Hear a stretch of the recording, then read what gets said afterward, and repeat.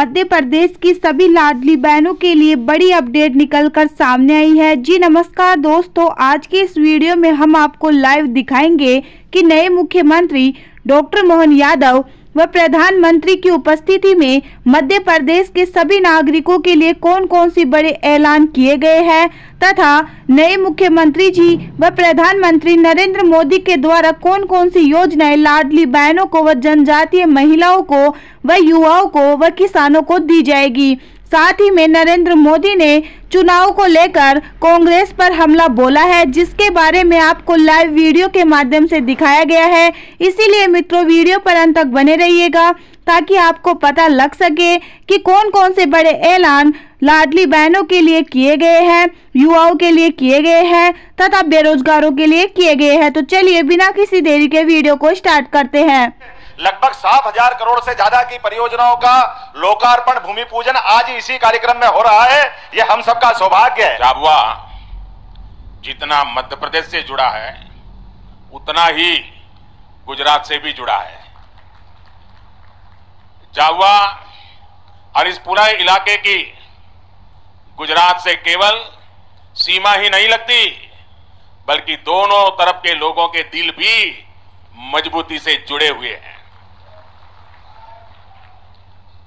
गुजरात में रहते हुए मुझे यहां के जनजीवन से, यहां की परंपराओं से करीब से जुड़ने का अवसर मिला था। इसलिए जब भी मैं आपके बीच आता हूं तो वो भाव ताजा हो जाता है। इन दिनों हमारे इस इलाके में तो भगोरिया की तैयारियां चल रही होगी, चल रही है ना। मैं आप सबको भगोरिया की बहुत बहुत शुभकामनाएं देता हूं। साथियों, भगोरिया से पहले मुझे आप सबके बीच आकर ढेर सारी सौगात, विकास की योजनाएं आपके चरणों में सुपुर्द करने का भी सौभाग्य मिला है। कुछ देर पहले मैंने झाबुआ, खरगोन, खंडवा, बड़वानी, धार, अलीराजपुर समेत पूरे एमपी के लिए हजारों करोड़ रुपए की योजनाओं का लोकार्पण भी किया है। झाबुआ के किसानों के गांव भी समृद्ध हो, इसके लिए आज आदर्श ग्राम योजना की विकास राशि भी जारी हुई है। इस क्षेत्र की कनेक्टिविटी को बेहतर करने के लिए आज मध्य प्रदेश में कई बड़ी रेल परियोजनाओं को भी शुरू किया गया है।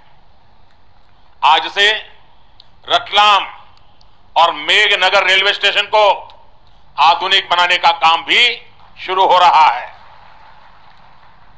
जनजातीय समाज की मेरी करीब 2 लाख बहनों बेटियों के खातों में 1500 रुपये भी आज भेजे गए हैं। एक साथ विकास के इतने सारे काम ये बता रहे हैं मध्य प्रदेश में फिर से एक बार बनाई हुई ये डबल इंजन की सरकार डबल तेजी से काम कर रही है।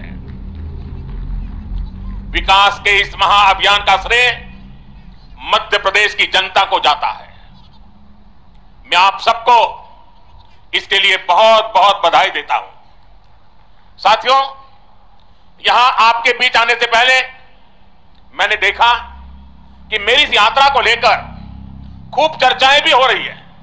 भांति भांति की बातें लिखी जा रही है, भांति भांति की बातें बोली जा रही है। कुछ लोग कह रहे हैं कि मोदी मध्य प्रदेश में झाबुआ से लोकसभा की लड़ाई का आगाज करेगा। मैं बताना चाहता हूं कि मोदी लोकसभा चुनाव के प्रचार के लिए नहीं आया है। मोदी तो सेवक के तौर पर ईश्वर रूपी एमपी की जनता जनार्दन का आभार मानने आया है। 56,61,000 पेंशन हितग्राहियों को लगभग 339 करोड़ से ज्यादा की राशि भी उनके खाते में डाल दी गई है।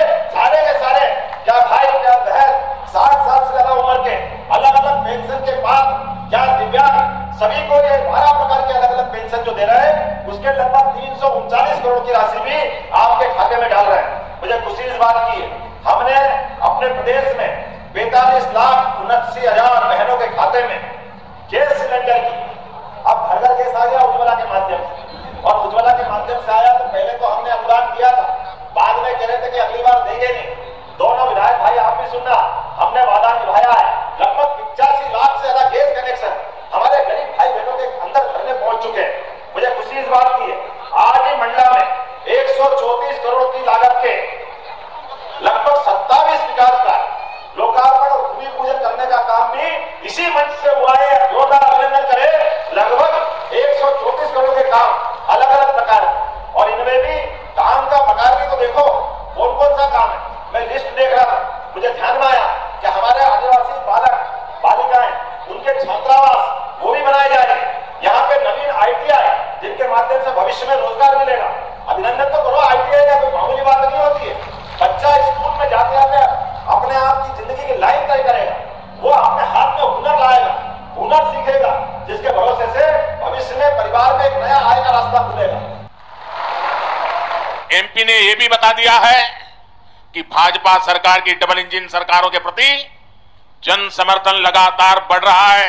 NDA की 400 पार की बात तो मैं भी सुन रहा हूं, लेकिन मैं ये भी सुन रहा हूं कि अकेला BJP, अकेला कमल का निशान 370 पार करेगा। 370 पार करना चाहिए कि नहीं करना चाहिए? 370 से ज्यादा सीट आनी चाहिए कि नहीं आनी चाहिए? ये लाओगे कैसे? मैं आपको एक जड़ी बूटी देता हूं, दे दूं? मैं पब्लिकली जड़ी बूटी दे रहा हूं। देखिए, आपको बस आज से यहां से जाकर के एक ही काम करना है, ज्यादा नहीं, एक ही काम। क्या काम करना है? पिछले 3 चुनाव में आपके यहां पोलिंग बूथ में क्या रिजल्ट आया था वो निकालो। पोलिंग बूथ में कमल पर कितने वोट पड़े थे उसका हिसाब निकालो। निकालोगे? सरकार के काम उसको बताएंगे, उसने कौन कौन सी योजना का लाभ उसके घर तक पहुंचा है ये बताएंगे उसको, और जिसको अभी पहुंचा नहीं है उसको विश्वास देंगे कि मोदी जी फिर से आकर के काम पूरा करेंगे। बताओगे? मध्य प्रदेश ने पिछले चुनाव में जनता का मिजाज क्या है वो दिखा दिया है। मेरे प्यारे जनजातीय समाज के भाइयों बहनों, 23 में कांग्रेस की छुट्टी हुई थी विधानसभा चुनाव में, 24 में पूरा सफाया होना तय है। साथियों, डबल इंजन की सरकार कैसे काम करती है, मध्य प्रदेश एक उत्तम उदाहरण आज पूरे देश के सामने है। बीते वर्षों में मध्य प्रदेश ने 2 अलग अलग दौर देखे हैं। एक डबल इंजन सरकार का यह दौर, और दूसरा कांग्रेस के जमाने का काला काल। कम उम्र के युवाओं को शायद याद भी नहीं होगा कि आज विकास के रास्ते पर तेजी से दौड़ रहा मध्य प्रदेश भाजपा सरकार आने से पहले देश के सबसे बीमारू राज्यों में गिना जाता था।